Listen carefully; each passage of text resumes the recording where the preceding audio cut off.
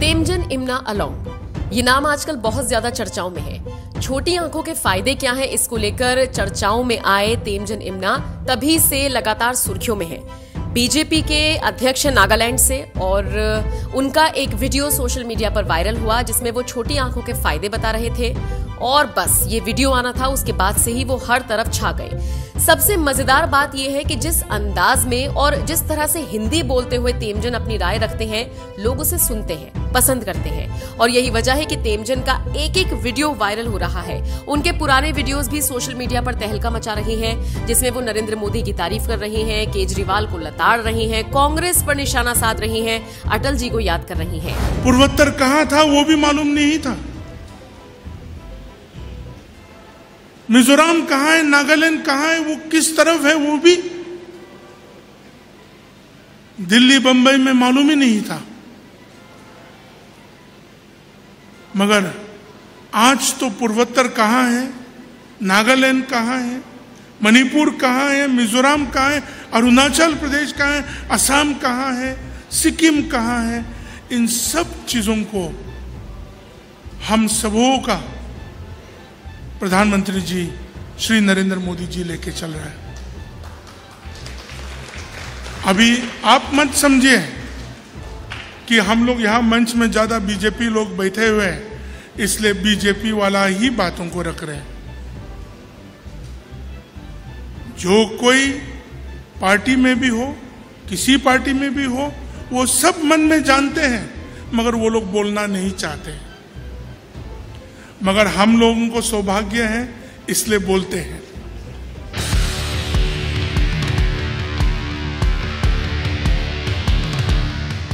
खैर, इन सब के बीच अब तेमजन का एक और बयान सोशल मीडिया पर वायरल हो रहा है, और ये बयान उन्होंने दिया है द्रौपदी मुर्मू को लेकर। जी हाँ, देश की 15वीं राष्ट्रपति बन चुकी हैं द्रौपदी मुर्मू, और उनको बधाई देने वालों का तांता लगा हुआ है। ऐसे में नागालैंड से बीजेपी अध्यक्ष तेमजन इम्ना कहां पीछे रहने वाले थे।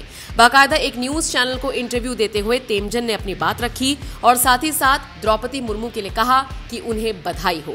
इसी के साथ तेमजन ने यह भी कहा कि ये बहुत गर्व की बात है कि कोई आदिवासी समाज से आई हुई महिला देश की राष्ट्रपति बनी है। इंडिया न्यूज को एक इंटरव्यू दिया है तेमजन इम्ना ने। यहाँ पर वो तमाम तरह की बातें करते हुए नजर आ रही हैं, और इसी इंटरव्यू को शेयर करते हुए तेमजन ट्विटर पर लिखते हैं, श्रीमती द्रौपदी मुर्मू जी's win is indeed a great honor for the tribal community of India.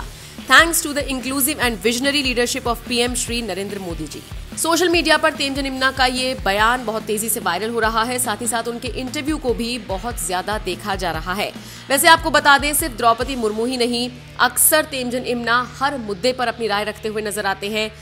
खासकर अगर बात हम करें देश के प्रधानमंत्री और उनकी नीतियों की, तो उस पर भी तेमजन इम्ना कई बार अपनी बात रख चुके हैं। वो साफ बताते हैं कि नॉर्थ ईस्ट की तरफ कभी किसी सरकार ने ध्यान नहीं दिया, और इसी बहाने वो कांग्रेस पर भी तंज कसते हुए नजर आते हैं।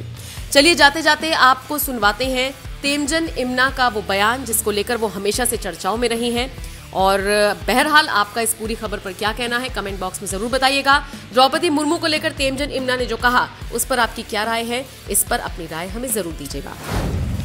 पहले मैं ईश्वर का धन्यवाद करता हूं कि आज की इस सुंदर दिवस में, इस महान स्थान में, माय होम इंडिया की इस कार्यक्रम हुल दिवस में भी मौजूद होने का यहाँ सौभाग्य मिला। उसके लिए सुनील देवधर जी, मेरा बड़ा भाई, उसको बहुत बहुत धन्यवाद। मंच में बैठे हुए हमारे झारखंड का पूर्व मुख्यमंत्री श्री बाबूलाल मरांडी जी, आपके बारे में सिर्फ हम सुनते थे, आज देखा भी है, मिला भी है, उसके लिए बहुत बहुत धन्यवाद। सचदेवा जी और हमारी जो दो दीदी हमारी साथ मंच में बैठे हुए, आप दोनों को भी नमस्ते। हमारे पिता समान और माँ समान बहुत सारे बुजुर्ग यहाँ बैठे हुए हैं, और हमारे दोस्त लोग, भाई और बहनों, और पूर्वोत्तर के भी कुछ हमारी बहनें और भाई देख रहे हैं, उसके लिए हम बहुत खुश होके हम वहां बैठे हुए थे। लोग कहते हैं पूर्वोत्तर के लोगों की आंख छोटा है, हमारी आंख भी छोटा है, मगर देखने में बहुत अच्छे तरह से देख सकता हूं।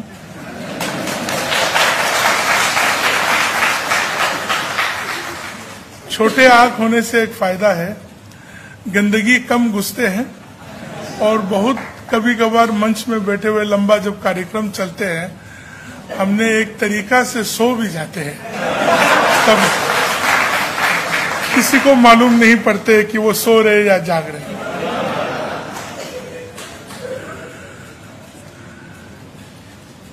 कॉन्स्टिट्यूशन क्लब हमारे लिए भी ये पहली बार है इस स्थान में आके एक जनजाति का कार्यक्रम में, हूल दिवस के कार्यक्रम में जनजातियों के बारे में बात करते हुए, विचार विमर्श करते हुए राजधानी की इस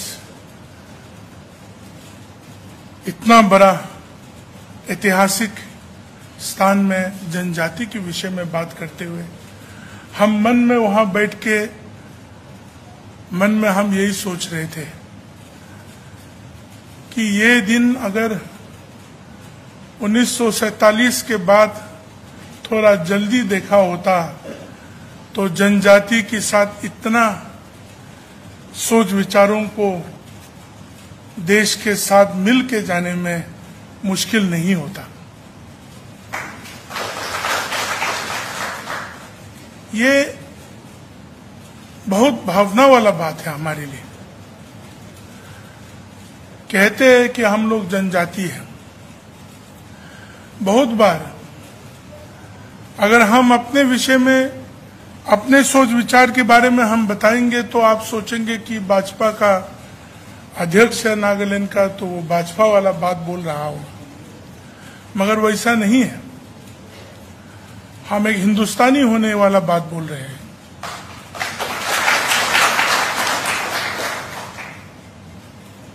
सुनील जी को मैंने कभी ये नहीं कहा, मैं हमारे वशिष्ठ बाबूलाल जी को हम कह रहे थे कि हमारे साथ ऐसा हुआ था जो उन्होंने बताया। हम 1999 में ताजमहल देखने गए थे।